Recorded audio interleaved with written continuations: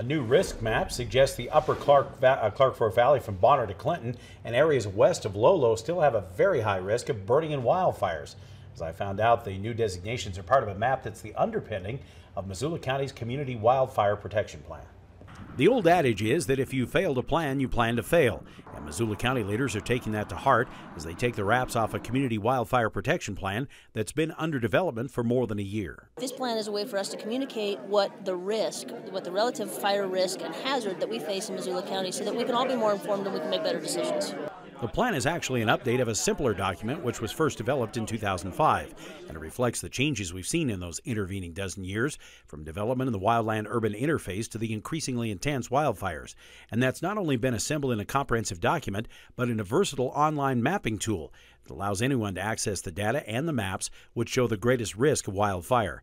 You might think that a lot of these projections are based on the terrible wildfire season last summer, when infernos like the Lolo Peak, Rice Ridge, and Rock Creek fires had Missoula surrounded by flame. Actually, the plan doesn't include that data, although it will be folded into a final version.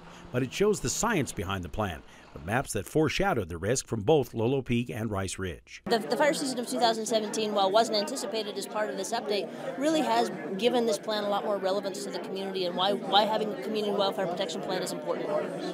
Outside of the specific fire risk areas, the plan is part of a broader campaign to promote a much smarter, fire-wise approach to reducing the risk. The plan really is an opportunity to give us focus as a community, but also as our primary stakeholders with the federal government, state government, and local government, so that we're all working towards a collaborative community goal of reducing our wildfire risk. And so in this plan and in this update, there are action plans that will essentially hold us accountable to doing some of those things. In Missoula, Dennis Bragg, MTN. Now, we'll post the links to the draft community wildfire plan. You can check those out during a public comment period on our website.